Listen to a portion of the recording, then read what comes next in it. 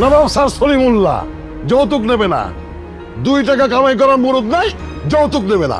Vagabond হয়ে ঘুরে বেড়াবে, বেয়াদব একটা।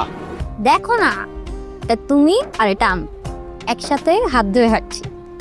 বাবা সব সময় তোর পাশে থাকবে, একদম এই ছবিটার মতো। আব্বা আমার চাকরি হয়েছে।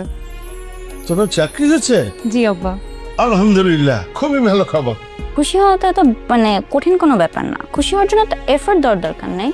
খুশি তো একা একা মন থেকে আসে। তো হ্যালো বন্ধুরা, এটি আমাদেরই গল্প নাটকের আগামী পর্বে কি হতে চলেছে সেটি সবার আগে দেখতে চাইলে এখনই ভিডিওতে একটি লাইক করে চ্যানেলটি সাবস্ক্রাইব করে রাখো। আগামী পর্বে আমরা দেখতে পাই স্বামীর চোখে আজ ঘুম নেই। সারা রাত শুধু একটা প্রশ্নই তাকে তাড়া করেছে, মেহেরিন কি তাকে পুরো সত্যটা বলেছে? জানালার পাশে দাঁড়িয়ে সে ভাবে, আমি কি অকারণেই সন্দেহ করছি নাকি সত্যিই কিছু লুকানো আছে? অন্যদিকে মেহেরিন চুপচাপ বসে আছে, চোখ ভিজে আছে কিন্তু মুখে কোনো কথা নেই। সে জানে একটা সত্য একটা সম্পর্ককে বাঁচাতেও পারে আবার শেষ করেও দিতে পারে। অন্যদিকে ফাহাদ সব জানে কিন্তু সে এমন এক জায়গায় দাঁড়িয়ে আছে যেখান থেকে কোনো সিদ্ধান্তই সহজে নেওয়া যায় না। সে ভাবে চুপ থাকলে স্বামীর ভেঙে পড়বে আর সত্য বললে মেহেরিন হারিয়ে যাবে। সায়রা সবকিছু বুঝে না কিন্তু সে বুঝতে পারছে বাড়ির পরিবেশ আর আগের মতো নেই। হাসি কমে গেছে, কথা কমে গেছে আর নীরবতা বেড়ে গেছে। কিন্তু হঠাৎ করে স্বামীর আর মাহিন মুখোমুখি হয়। কেউ আগে কথা বলে না, চোখে চোখ পড়ে, তারপর আবার চোখ নামিয়ে নেওয়া হয়। এতেই বোঝা যায় এই নীরবতার মাঝে লুকিয়ে আছে অনেক না বলা কথাগুলো। স্বামীর শক্ত গলায় বলে, মেহেরিন আজ আমাকে সব জানতে হবে, আর কোনো অজুহাত নয়। মেহেরিনের হাত কাঁপে, সে কথা বলতে চায় কিন্তু ভয়টা তাকে আটকে দেয়। কিন্তু ফাহাদ আর চুপ থাকতে পারে না। সে জানে আর একটু দেরি মানেই আরো অনেক বড় ক্ষতি। কিছু সত্য সময় মতো না বললে সবচেয়ে বেশি কষ্ট দেয়। তো বন্ধুরা, বিশ্বাস কি আবার ফিরে আসবে নাকি এই ভুল বুঝাবুঝি স্বামীর আর মাহিনের জীবনে শেষ করে দেবে?